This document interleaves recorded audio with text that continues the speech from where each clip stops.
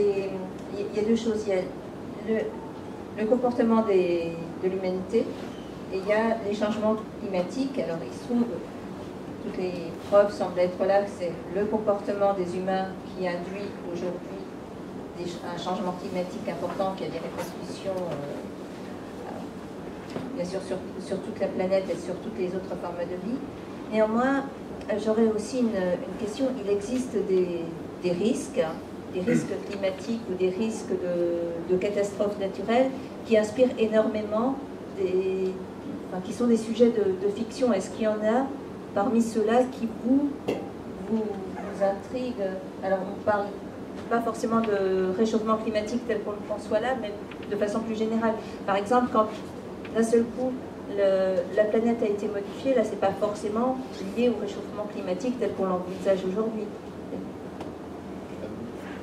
Moi, c'est l'inverse qui me fait peur. C'est pas le chaud, hein. Moi j'aime plutôt le chaud. C'est le froid qui me fait peur.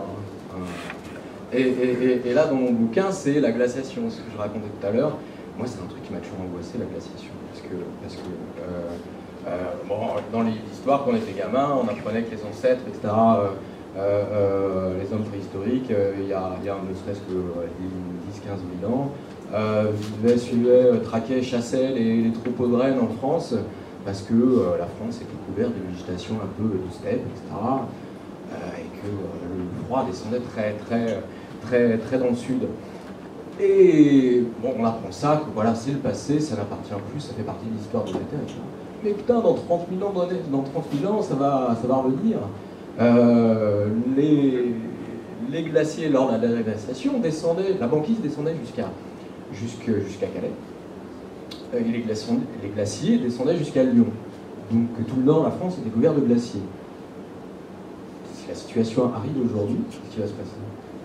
Il y a déjà, bon, là, je sais pas, ça représente à peu près un tiers de la planète qui devient invivable.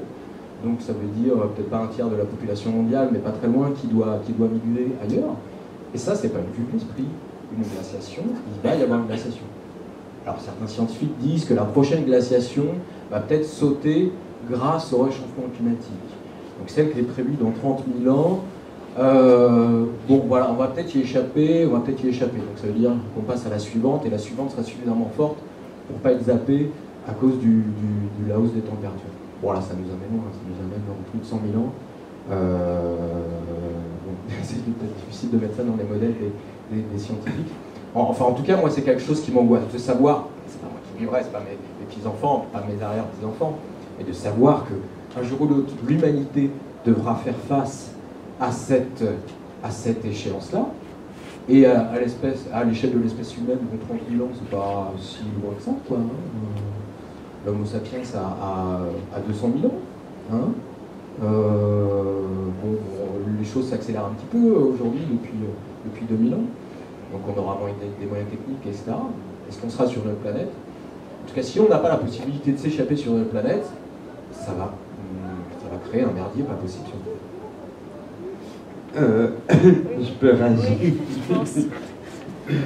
Ouais, j'ai l'impression qu'une prochaine glaciation dans 30 000 ans me paraît un peu un problème secondaire par rapport à ce qui nous attend d'ici un siècle.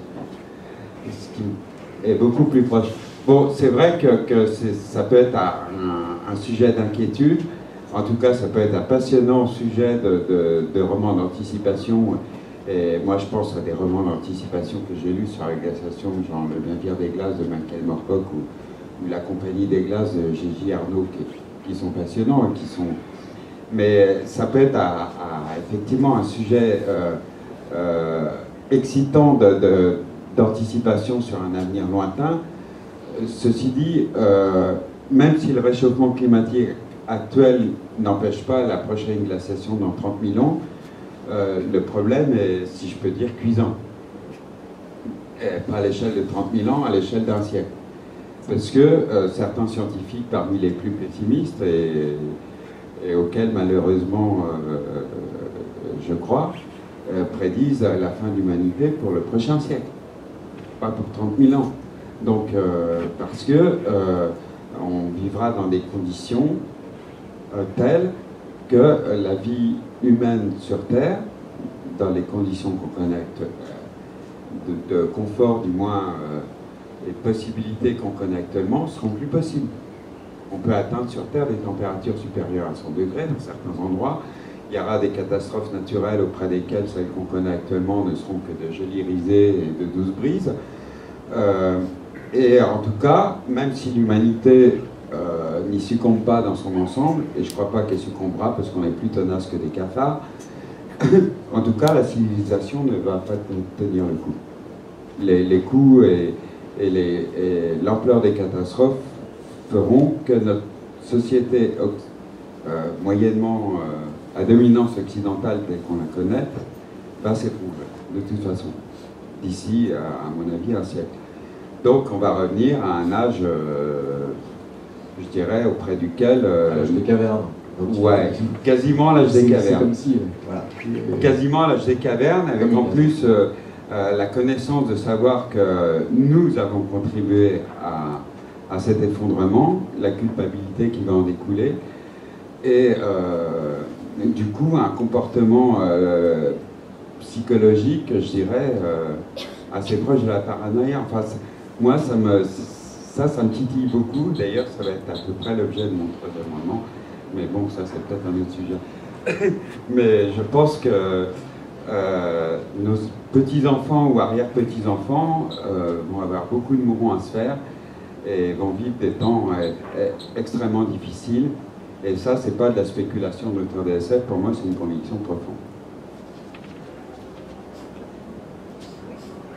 Non, moi j'ai pas grand chose à ajouter à ça, je trouve ça très très pessimiste, je suis plutôt optimiste, donc j'arrive pas à voir tout à fait les choses comme ça, mais en tout cas, je crois que de toute façon, on agit uniquement quand on est poussé dans ces derniers retranchements. C'est pour ça que, bizarrement, depuis que j'écris, je m'adresse plutôt globalement à la jeunesse, parce que je considère que ma génération d'adultes est perdue aujourd'hui, quoi. C'est-à-dire elle ne sert à rien, elle ne laissera aucune trace dans l'histoire, elle sera très très vite oubliée. Je crois qu'on a été, je m'inclus dedans, et on sera jusqu'au bout d'une lâcheté épouvantable, et on ne fera jamais rien. Moi je fais le parallèle pareil avec la résistance, personne ne devient résistant avant que les Allemands n'arrivent, quoi. C'est-à-dire certaines personnes font les bons choix à partir du moment où de toute façon ils sont poussés dans leur dernier retranchement. Je pense que nos enfants et nos petits-enfants, c'est-à-dire ceux qui dirigeront le monde dans 50 ans, seront obligés de faire des choses qu'on n'a jamais pu faire, jamais su faire, par égoïsme, par une façon aussi de mettre ça sous le tapis en disant on laissera ça au suivant. C'est ce que font déjà depuis 40 ans certains de nos dirigeants, en disant après moi, c'est pas très grave, de toute façon je serai mort dans 10 ans, je ne verrai pas la fin du monde, mais je serai tranquille dans ma villa, au bord de la mer, à la retraite, quoi. Ça c'est très important de le comprendre. Personne ne fera rien, ça c'est évident. Ceux qui feront ou qui essaieront de faire quelque chose, ce seront ceux qui vraiment seront dedans jusqu'au ras du nez, quoi. C'est-à-dire au moment où ils vont s'apercevoir que vraiment ils vont crever s'ils font rien, quoi. Nous, il se passera rien de vraiment terrible. Je pense voilà, par exemple à moi, hein, je ne sais pas quel âge a tout le monde ici, mais moi je pense que je ne verrai pas ça. Hélas, si je pensais le voir, j'agirais peut-être autrement. Mais je suis sûr de ne pas le voir. Donc, et je laisse le problème, j'ai des enfants, donc je suis bien conscient de ce truc-là. Et j'avoue que de temps en temps, je le dis très franchement, je me demande pourquoi je les ai faits, quoi. C'est-à-dire, je me dis que je vais les laisser dans une sacrée merde et que je ne suis pas très très fier, quoi. Parce qu'encore une fois, je dis, je pense que nous ne ferons rien, quoi. Voilà. Ça, c'est plutôt mon sentiment profond, quoi.